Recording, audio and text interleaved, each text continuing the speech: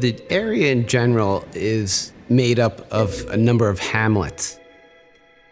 There's this certain fabric that we were looking to reference. There is a building type that's out here that has a certain pitch of roof, and that was established to deal with the elements.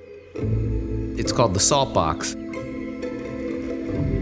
A lot of our work references whether it's a historical form or detail and looks to grow those ideas and continue the evolution of the architecture. For us, it's important to acknowledge the culture of the place, but also consider the current times and who will be living there.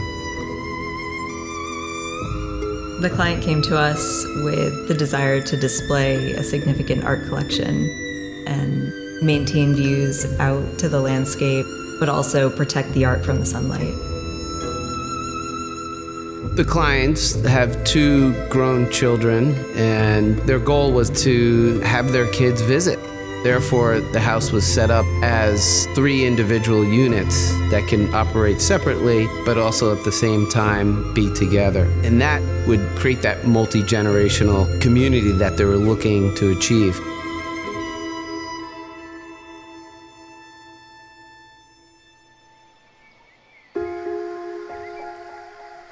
As you walk through the front door, the volume to the right is the main kitchen, living, dining, with the master located above that space. The 2 other volumes are housing the children's bedrooms and a guest room.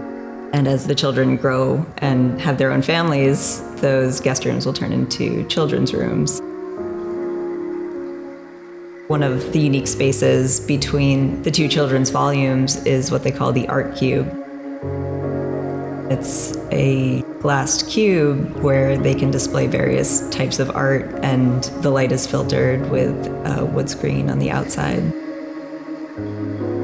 The way that the house was designed, the northern portion of the volumes connect all of the volumes, and that is where the art is displayed. So the art is a joining factor for all the family members. It was an interesting program because it was a chance to intertwine a domestic life, vacation, living with the artwork and having different experiences because of that. And it really shaped the house in terms of the circulation, but also the form of it. In terms of the home being an heirloom, you really need to think about not the immediate needs, but the future needs. All the way from the infrastructure of the house to the initial investment. What are the materials? What are the types of details? Is 10, 20 years good enough? No, it's longer than that. The materials that we did choose on the outside, such as the bronze or the cedar, the intention was to allow it to patina and weather. And just as the family ages and grows, so does the home. It really is a resilient home. It's a sustainable home. It's something that initial investment will pay off in the long run. On the interior, we used a fairly limited palette of materials of limestone, plaster on the walls, and oak for ceilings and floors. The same oak material is used throughout for the cabinetry and the casework.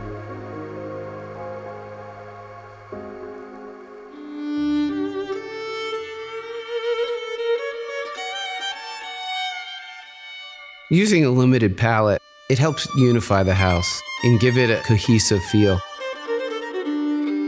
You can avoid these experiences that seem a bit haphazard.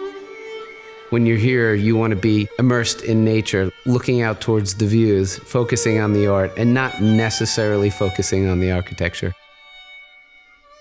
All of the southern views connect the house to the landscape, the lawn, the sky, the trees. It's part of why the client wants to be out here. All of the south-facing rooms open up to that landscape. The door is completely pocketed into the walls so that the house can just completely be unified with the landscape. And I think the team really came together in this project, and our goal when we work with so many team members is that they all have the same voice and that it's a unified goal in the end product. This type of project, where there's a level of care and detail that exceeds many homes, is done by a team.